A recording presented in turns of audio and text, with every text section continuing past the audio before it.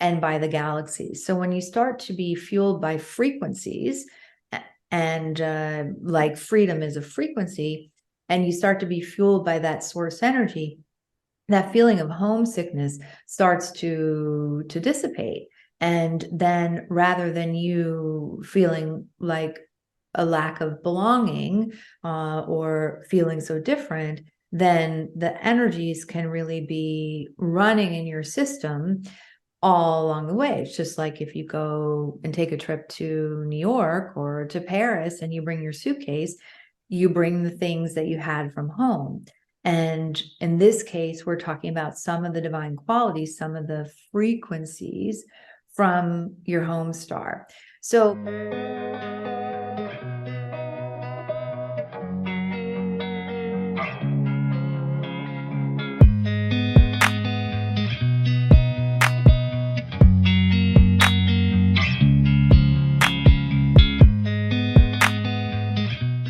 Danielle, thank you so much for taking the time. I was guided by the universe, I feel like, well, through everything, right, in my life, but especially this interview, because I interviewed your husband for the show, and then I found out that you channel Thoth, and I feel like his name has been popping up in my reality quite a bit recently. So I was like, okay, breadcrumb consumed, going after Danielle, and here you are today. So thank you so much for taking the time. my pleasure. I'm glad that Thoth introduced us. What a great, Sure. well, and my husband, of course. Oh yeah, of course. You can't forget about him. He's a great guy. Um, but can you speak to that? Like, who is Thoth? Yeah, so Thoth is from the Egyptian perspective, the Egyptian god of infinite knowledge, wisdom. He's keeper of the Akashic records, the records of all of our souls' incarnations. Uh, has to do with scribing and healing and architecture. Yeah, and he's my business partner in the non-physical realm. Like, was there a contract you guys had to sign? Like, what did that, lawyers involved in that? Like, what did that look like?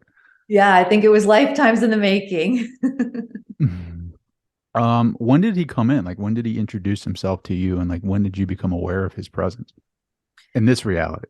Yeah, in this reality, I wasn't into Egypt at all, was just kind of doing my thing with higher consciousness and definitely healing and massage therapy. And I had a energy healing teacher, Nikki Scully, who had taken tours to Egypt, and that was my first like conscious reintroduction to Thoth. And when I started channeling him, he says Thoth, so I'll probably use both.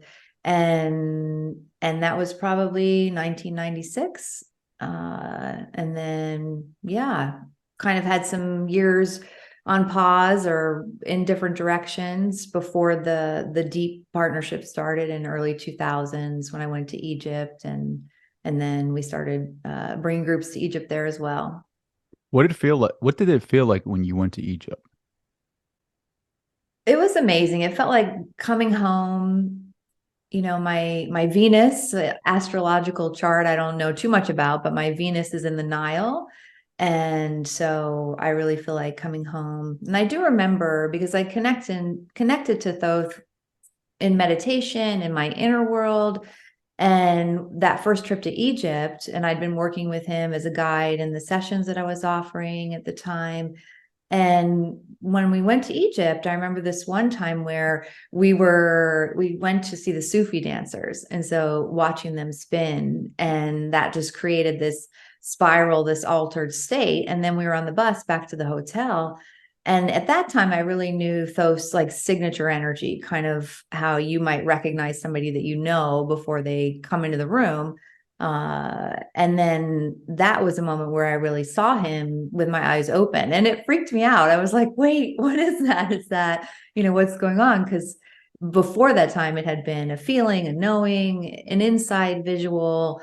And then that was really in the 3D, I think, as well, from the Sufi dancing and kind of what my brain was doing and opening in that moment. And that just felt amazing. And that's really, sometimes there's kind of this divine assignments that are placed on the altar from the guides. And so that was one of the first divine assignments, to write a book about the temples in Egypt. And so we did the Temples of Light book together. Hmm. So you saw him in 3D reality? Like, Yeah, yeah. what did he look like? Well, and that he looked like probably what I would expect him to look like, right? I think that's kind of sometimes what they do to help us connect. And so he has in the anthropomorphic form, part animal, part human, part divine. He has an ibis head and a human body, and carries well different staffs, but the caduceus is one of them that we see a lot in the the medical system. And so yeah, he had the ibis head, and sometimes he shows up to me like in white or blue. I don't see him as much, but when I was first connecting it was more visual. Now it's just a knowing and that direct connection. So at that time, I'm not remembering, I kind of feel like he was either white or blue, showing up, yeah, in the anthropomorphic form. Yeah, it was wild. And you were like, oh, that's Thoth. Like, I think I would freak out, right? Like, I mean, I mean, what was your reaction? I mean, Yeah, it was unsettling and at the same time comforting. Like it was really one of those pay attention moments as you're talking about following the breadcrumbs. Like that was not a breadcrumb, that was the whole bakery, just going, hey, pay attention. And I did have another guide that I worked with kind of just check IDs, like, is the energy safe? Or so there was that. I always find that they work very much from partnership and agreement and co-creation and equality and equanimity. Yeah. And then it wasn't, I mean, I'm talking about it like it lasted for a long time. It was just probably a few seconds, but definitely life changing. so that was like your like reliability when it comes to data collection, right? Like all these years of like having these experiences or visions or messages from the universe, and then this is them presenting it to you in like 3D reality, like confirming everything that you received. Yeah, and maybe it's my double Aquarius or whatever. I don't need a lot of logical confirmation in general. It's more experiential for me. And then of course there's so much data at this point of more than 20 plus years of really having this partnership and just seeing the guidance that's come through and how much it helps others and myself. Mhm. So yeah, that's kind of my confirmation. How has his messages changed like over the years? Like when he first started coming in through you and speaking to you, I'm sure it's probably getting a lot of buy-in from you originally, but like how has his messages evolved over the years? Yeah, well, one of the, that saying, like the teacher's teacher, the healer's healer. So I feel like the mentorship, the partnership with him has really evolved in a way that's also been coherent with my personal evolution and the evolutionary stages that I'm in. So when we first connected, I was very much more in a healing place. So offering healing sessions and more of that archetype. Whereas now it's more of the leader, the mentor, the teacher archetype. So I think that's also a part of the evolution of the messages. Like when he first came in, he taught me how to do body readings where I could, without knowing somebody or see them, just do a scan, and not necessarily medical intuitive, not really that, but just seeing uh, it could be anything, something from their childhood or that which needed to be brought into greater alignment.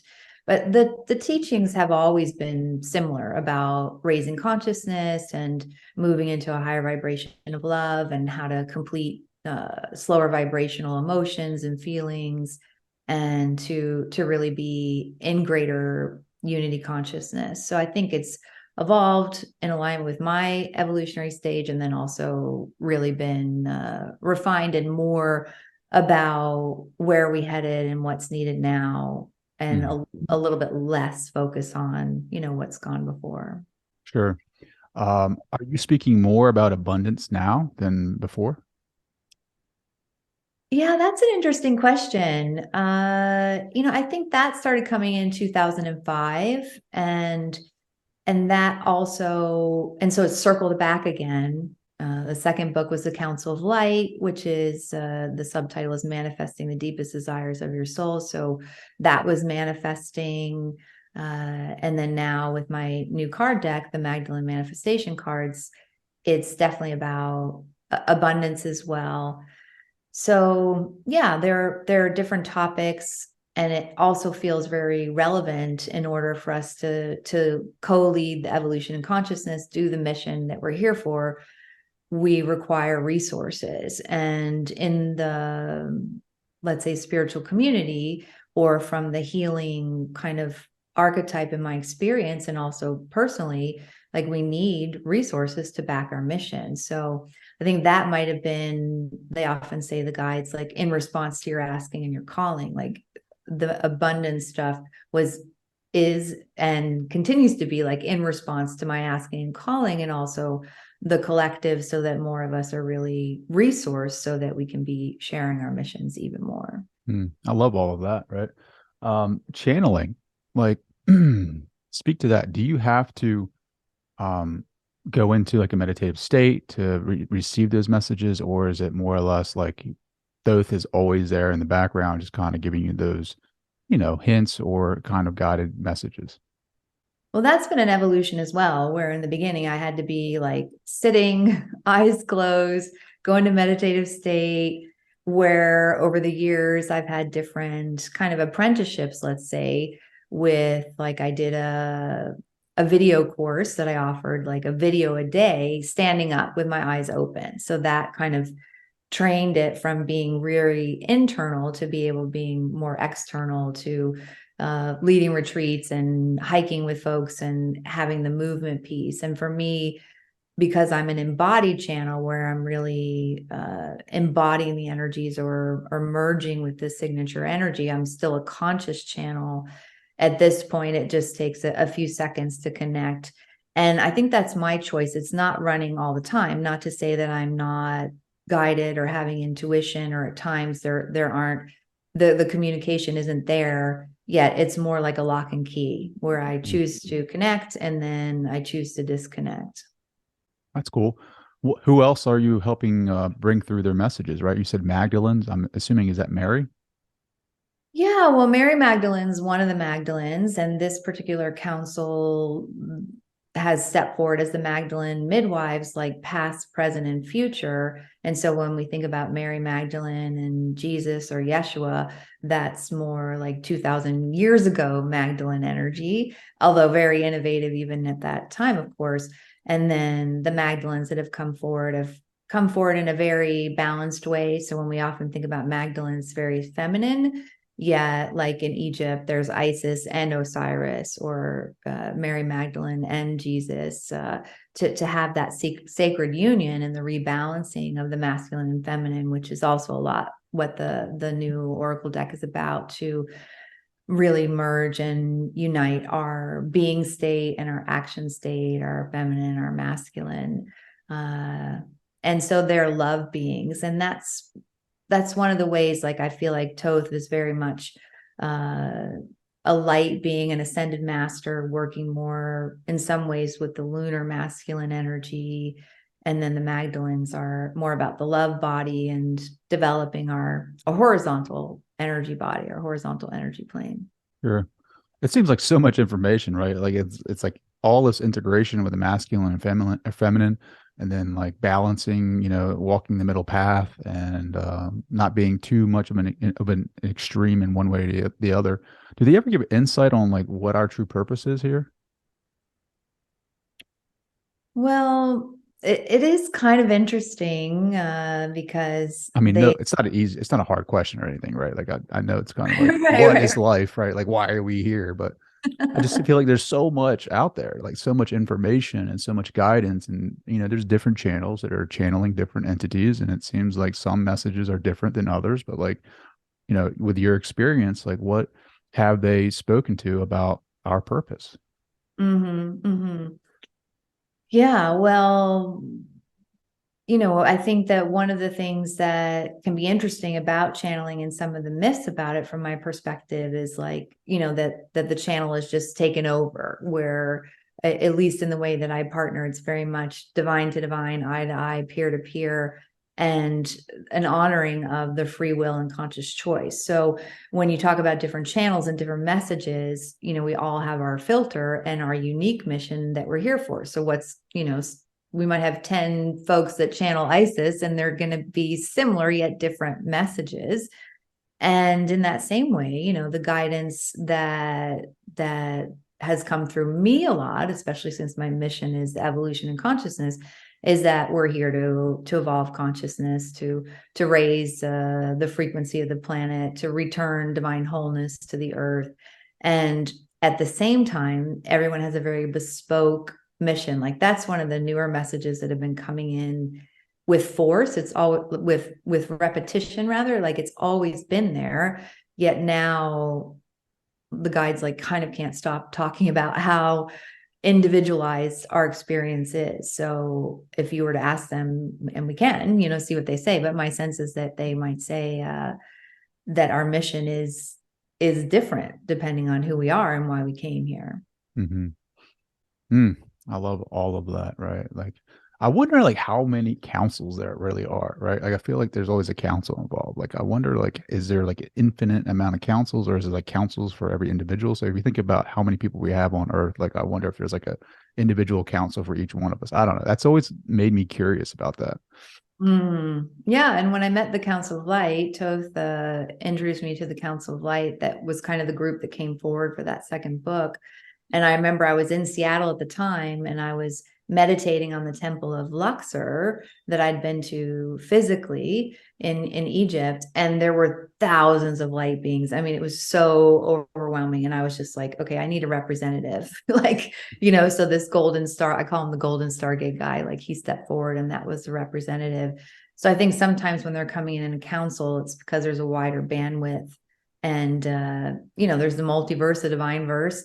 And I feel like it's very personalized depending on our lineages and the divine qualities that we carry. Like, I have a lot of the infinite knowledge and also the love. So it makes sense, even intellectually, that Isis as an archetype and Thoth as an you know, the Magdalenes, that those would be a combination. So I think that also is why there's so many different councils for different folks. Sure. So what about like I was reading some of your literature on like multidimensional abundance, right? Like, what is the difference between that and then like regular manifesting? Yeah. Well, multidimensional abundance is that we are actualizing or manifesting abundance simultaneously in multiple areas at once. So that we have an abundance temple, and resources like finances and energy and relationships and our joyful contribution. And it's a paradigm shift from like focusing unilaterally on going for money, for example, and then having one form of abundance go up and then another goes down. So time goes down with loved ones, or energy can go down. So multidimensional abundance on the physical plane is creating abundance in multiple areas in simultaneity. And that also, from my experience of working with a lot of clients, works a lot better, and also stops some of those upper limit ceilings that we hit, because often we'll slow down manifestation because it's coming at too big of a cost. So I know for a lot of our clients that are leaders and have their own businesses, then maybe they're burnt out. So when they think about doubling their clients that they're helping as much as they may desire it, the system goes like, no, that's protective mechanism. That's not going to happen. But if there's time built in and all the other forms. So that's one expression of multidimensional abundance. But the other is also really that we're multidimensional beings. And so we can create using the non-physical energies, the higher planes, using frequencies like love, and be really leveraging, if you will, the higher planes to assist what we're up to on the physical plane as a multidimensional being. So I'm sure, for example, for us to meet and to be here right now, that there's been some multidimensional communication that we've had before having this conversation. And with those of you that are tuning in, like, there's kind of upper deck conversations that are happening telepathically, that are a form of multidimensional abundance, where we can be calling in those aligned experiences and opportunities in the non-physical, or as the Magdalenes say in the deck, like where we can be sleeping while we sleep, like using the resting state as well to keep manifesting. What is abundance to you, right? Because I feel like abundance means so many different things, right? Like some people look at it as financial abundance, some people look at it as love, some people look at it as friendship or relationships. What does it look like for you personally? Yeah, for me personally, and also what the Magdalenes talk about, is that it is so personal to us. To me, it's like what's mine to be and do and have, nothing more, nothing less. Like what matters most to me and my mission. I'm very mission and making a difference oriented. So that's kind of at the heart of my abundance temple, if you will. And then of course, having that be supported by overflowing time and energy and relationships and love. Yeah, it's also very bespoke and customized to our mission and what it is that we're up to and what we value and who it is that we are. So for me personally, like being in nature and moving my body are really high levels of abundance. And if I can be listening to a podcast while I'm doing it, that's like a very rich experience for me, Mm.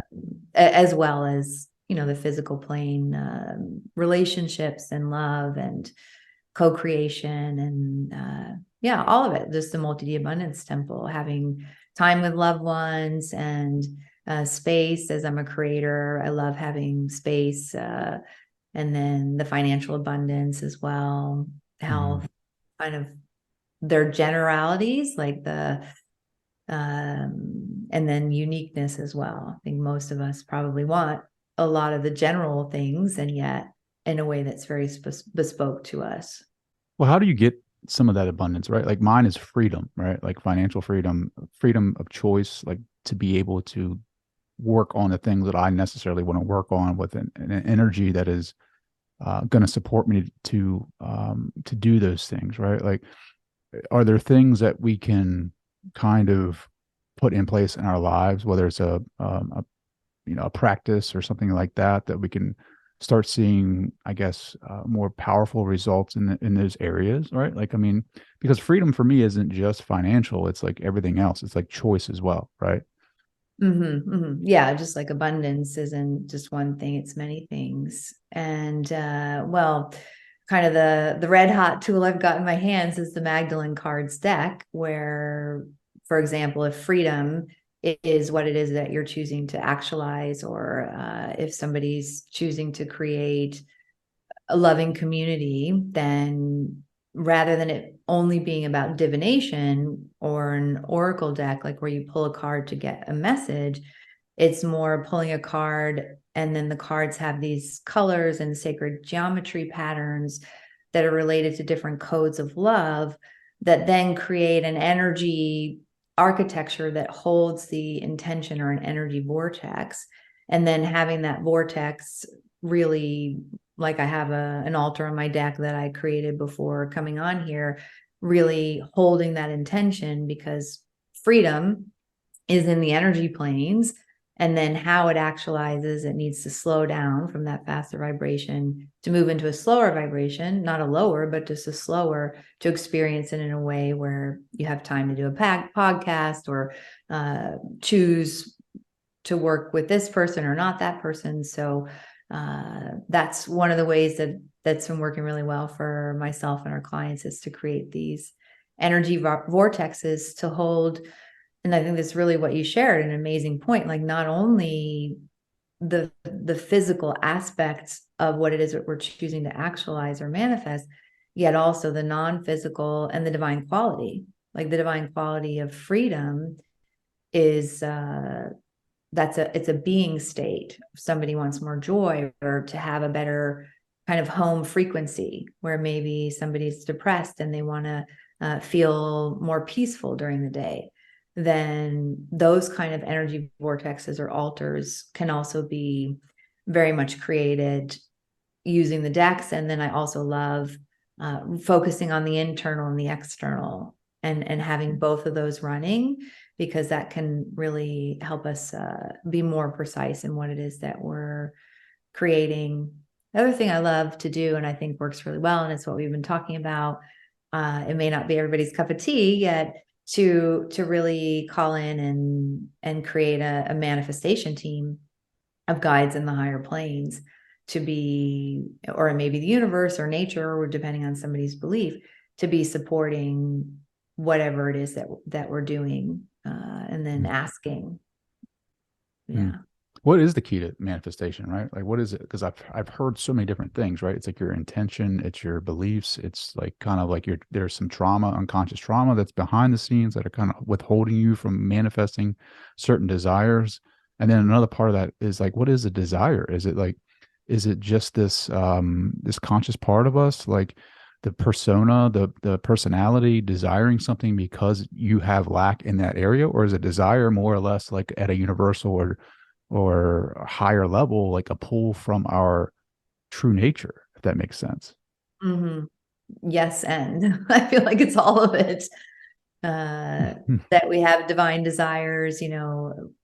Another council of guides that I work with talk about the divine expansion project, and what expands the divine now. The divine is an extraordinary God, Goddess, Great Spirit, all that there is, source energy. What expands the divine now, as we're in a higher octave of consciousness and more in the Great Awakening or Unity consciousness, or whatever you want to call it, is different than 2000 years ago, or even 10 years ago, where there was more of that lack-based creation and creating from action based on fear and doubt and worry and all of those kinds of things, to now really recognizing that there's more to be garnered from not repeating a repetitive pattern of those slower vibrations or the survival consciousness, and to be in greater states of joy, to go into uncharted territory of our behaviors and the way that we're up to, and creating from love, creating from joy, creating from surplus, co-creating, where we're also helping one another in what it is that we're doing, like what you're doing right here with this Mhm. podcast. It's a new paradigm. Yes, ma'am, it is. Shifting the paradigm, right? Like one episode at a time. What kind of questions can people ask you like when you're channeling? Is it like, can you ask like life questions, like what is the next step? Or is it more like, is it always answered in metaphors as far as trying to decipher what it means for the individual? Like, what does that look like? Mm-hmm, mm-hmm. Yeah, and that also is relative to the channel, right? Like, uh, and the way that the guides come through for me is not like predictive in the sense of future telling, or this is going to happen. It's more reading the energy and the trends, and sharing wisdom, and it can be next steps. And yet they're more about empowering, like what is it that we know, holding space for us to connect to our own ahas, and really cultivating the capacities within ourselves. So it's definitely not a like guru kind of give away your power, get a reading, change your life thing. Sure. Not to say that there's anything wrong with that. That's just not the way that it comes through for me. And also subjects that I'm not interested in, or that don't speak to me, there's not a lot of information that's coming out about those things, again, because I'm a part of the council. Mm, so powerful. What like, so if we channel today, right? Like, will it be Thoth or will it be a council of light? What would that look like? Yeah, I don't know. We'll You have know, to find out. yeah, it depends. And the phrase of, in response to your asking your calling, also comes to me. So sometimes they bring through a message for like the podcast community, or it's informed by a spark or by a question, can be a lock and a key. So also, if you have questions for them, then that would uh, kind of co-lead perhaps a direction. And I just don't know. I mean, I know in the sense that it's not going to be, 999 times out of 1,000, a guide that I don't know, because it's very much a partnership and my choice. And Sure. like, I'm not a medium. I don't talk to people's relatives that have passed over. I work more with the ascended masters and different councils. Yeah. Cool. Well, you want to channel and see what kind of answers we can get for the audience and myself? Yeah. Yeah. Let's do it. That'd be awesome. I appreciate that. Okay. So I'll just take a moment and inviting you and the audience to tune in to yourself as a creator being and really being in your space to be amplifying that divine desire, your curiosities. Hello, dear ones. This is Thoth with Isis and a wider council of light, moving more into the forefront of this divine transmission, including the Magdalenes as well. As we are beginning here, we would begin with the energy of Isis and more of the energy of love. And if we look archetypally, as has already been shared, of love beings and light beings, we are coming together as wisdom and love together in a way to amplify both. With more love, there can be more wisdom that is received, not only thought about, yet embodied and received, because love is one of the most receptive energies and highest frequencies on the planet at this time. And at the same time, only love without, if there's an only love without the wisdom is only one part of the equation. So the sacred union between the two, and in particularly, if we were painting a blank canvas here with our opening message, we're starting with the brushstroke of love. The brushstroke of love, and you may really tune into someone you love, a time where you experienced feeling love, amplifying love, not only the emotion, yet as a divine quality, as a state of being, to quickly uptake all of the wisdom that's been accumulated. Because just like if you are taking vitamin C and your digestive tract can't assimilate the vitamin C, you can just be taking more vitamin C, and it just being eliminated. And that's especially when you're on a seeking path, when you're highly curious, when you already have so much of your own wisdom that's coming through. Adding more wisdom, adding more light isn't going to move the needle or make the difference. So our first brushstroke is love, and then the love is this vehicle, this container, this receptacle for the innate wisdom and the learned wisdom, the cultivated wisdom, to be absorbed more. So we would kick off with a question to you, if that's okay. Sure. So is that making sense to you, how there can be a backlog of wisdom that hasn't been assimilated, and that love can be a way to open, to ground, to embody that higher wisdom in your daily life? Yes, I would agree with that. I would say as I open myself up to more love, however, because of the time and space reality in which I live, my capacity to love increases just because of my programming, right? Like as I awaken, the higher love that I'm able to receive, the more infinite wisdom I'm able to obtain. But the catch-22 with that is the more wisdom that I obtain, the more that I realize like what society really looks like, and how we've created these golden handcuffs for ourselves in materialism and with capitalism and all the isms out there, that is an illusion, right? And as I awaken to my higher self, as I awaken to my true self, it feels more palpable and confusing, because I don't feel like I belong here, if that makes sense. Mm, mm, mm. Yes, and as we've been listening in the whole time, back to your earlier question about the councils, and in a sense, does everyone have their unique council of guides? It is also very connected to your origin and your mission and where it is that you come from, and how we would talk about that maybe more out there than some may be used to tuning into, yet also from other experiences that you may have had in other lifetimes or on other planets or in other galaxies.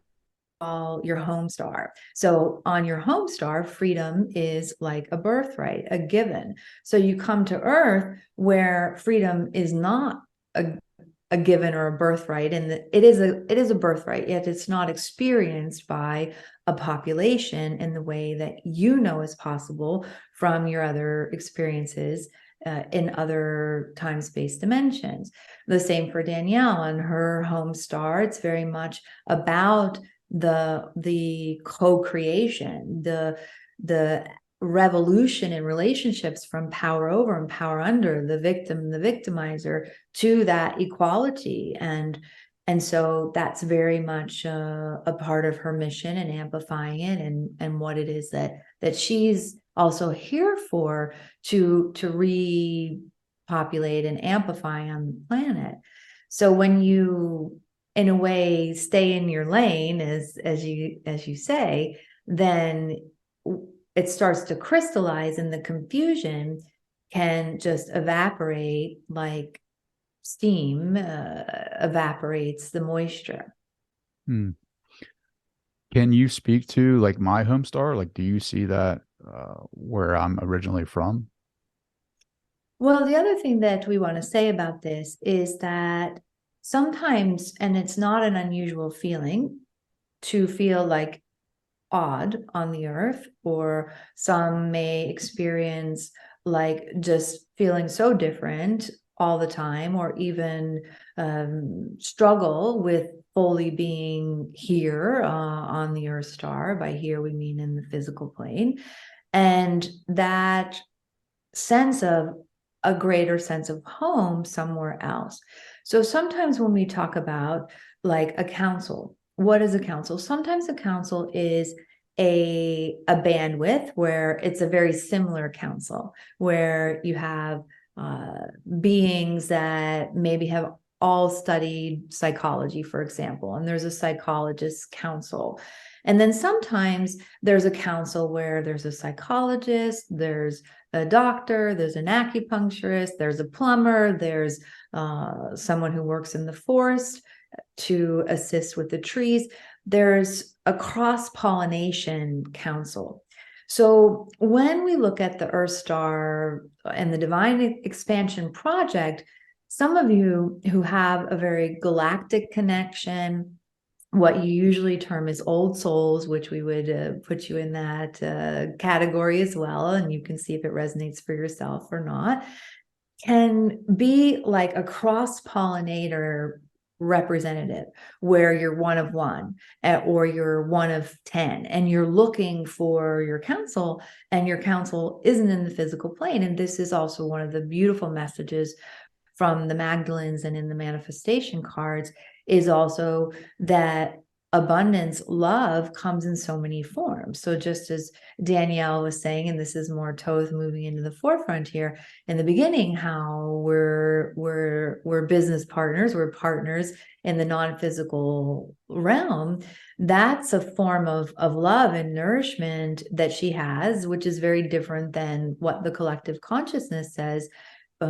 You have kids or relationships or whatever, the relationships are with other bipedals. To have a relationship with animals and to receive love, have a relationship with nature and receive love, as well as to be fueled by the home star and by the galaxies. So when you start to be fueled by frequencies, and like freedom is a frequency, and you start to be fueled by that source energy, that feeling of homesickness starts to dissipate.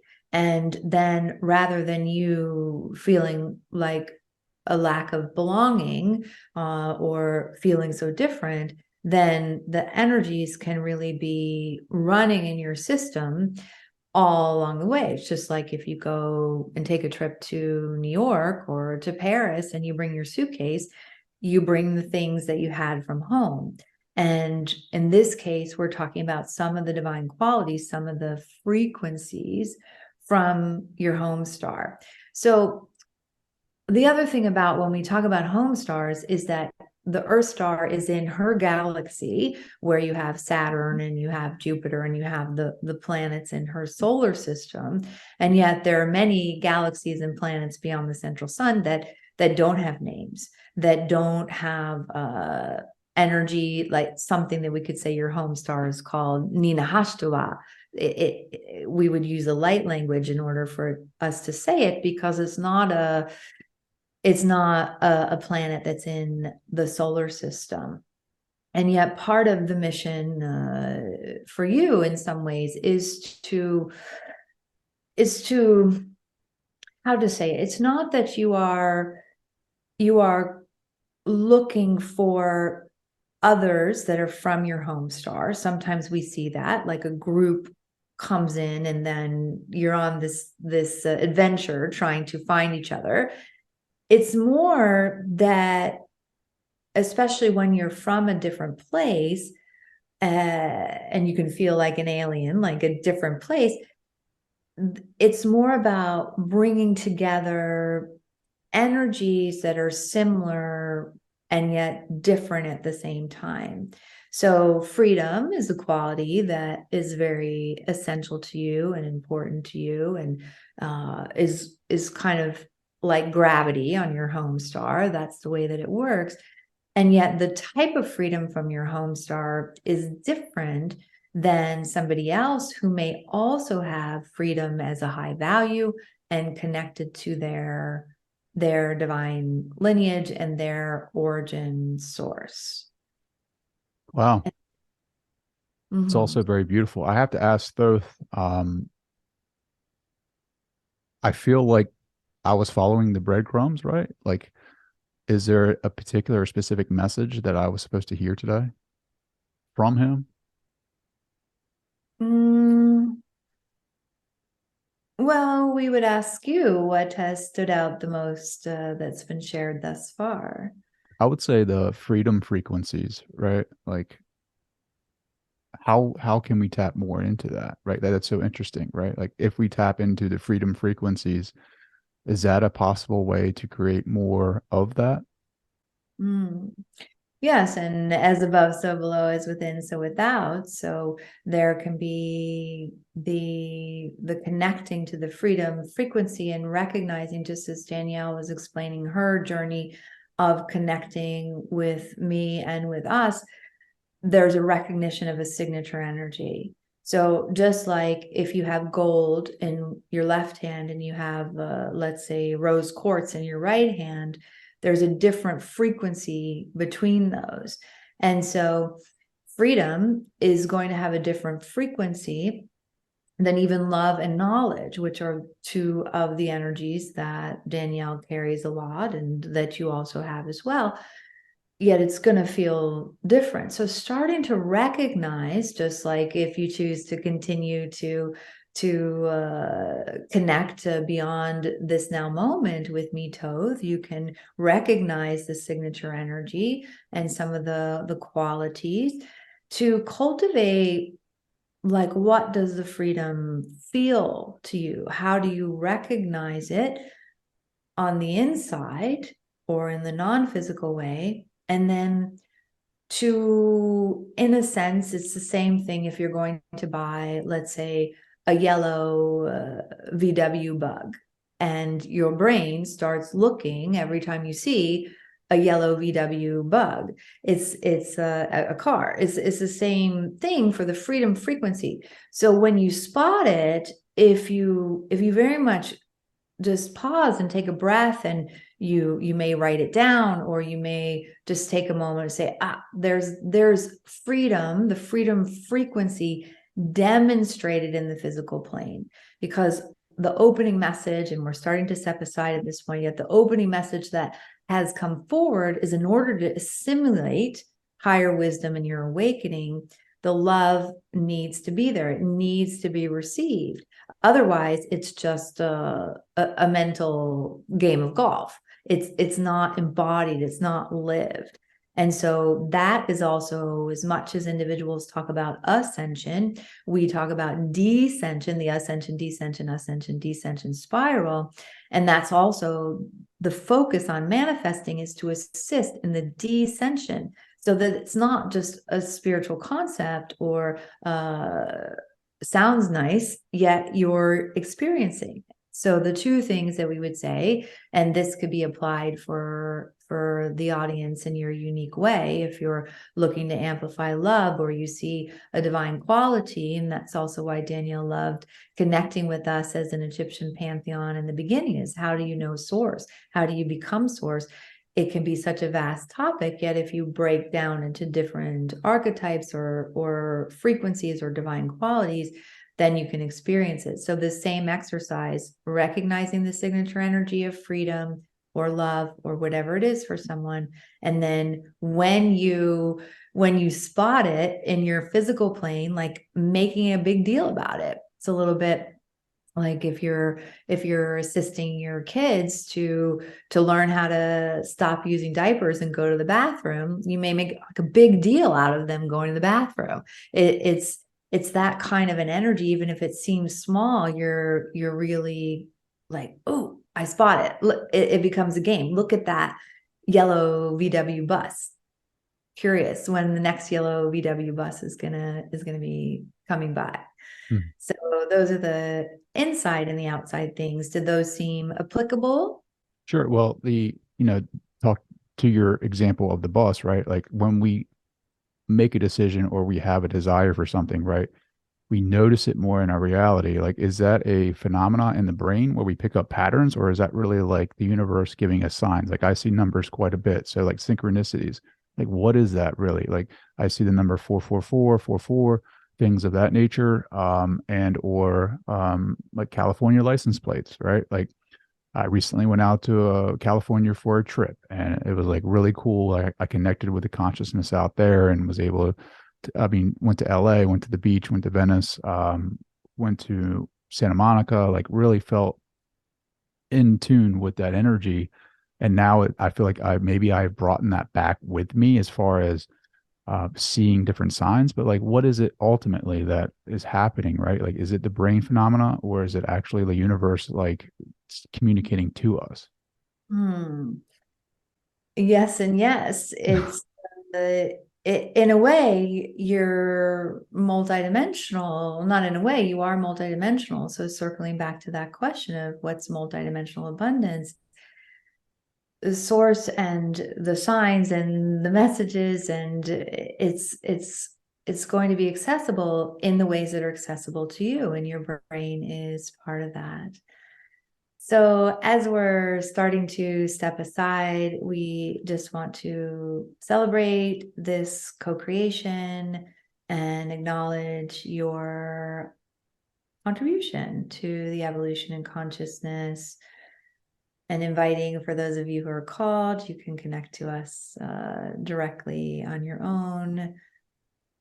All is light and love, and we are all.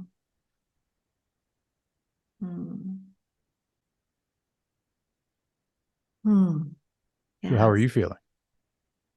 Great. How about you? Good, feeling great. So where do you go when that happens?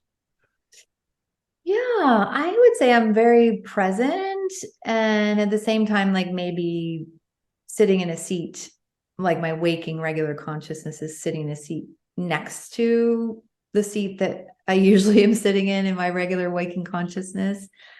And then it's in the moment. Like sometimes there'll be a sense of maybe a direction or a theme or the sentence that's coming, yet it's really almost like pulling out of a clown's pocket, the next handkerchief. Like it feels like that, where I notice, okay, it's going to be a handkerchief, but I'm not sure what color, or Sure. it's very much about being present in the moment. I love it. Oh, thank you, Danielle. How can people connect with you? Where can they purchase your material, your literature, your new Oracle deck? Like, where can they go? Yeah, so daniellehoffman.com/cards is a great place to get the card deck. And then from there, we're directing people to Amazon during the live launch to buy, but it's sold anywhere. And then we have an amazing like manifestation toolkit bundle when you buy and enter into the site, which includes a Meet the Magdalenes audio, as well as a Yummy Money workshop, and then a cheat sheet of the 24 affirmations and the codes of love that are in the deck, that like while folks are waiting for their card deck to arrive, then they can already start diving in and build that direct relationship with the unique manifestation council that you have. And so daniellehoffman.com is the best way to connect. Friedemann and I are taking a group to Egypt in February 2024. So we're excited about that. That's awesome. Can you leave us with an affirmation for the audience? Not to put you on the spot. Yeah, I'm just seeing which one. She's like, this guy. Yeah, well, and that's another thing, right? Like, how much do I remember all the affirmations, because they come in and come through, so I need my own reference sheet. Yeah, well, the one that's coming through is grow what glows you. Like, yeah, I'm growing what glows me. Like, there's something about the recognition of more embodied radiance and energy happens when we really follow and put focus on what lights us up. Probably my closing message. I love it. Thank you so much, Danielle. This has been perfect. Yeah, you're welcome. Thank you for having me. It's fun.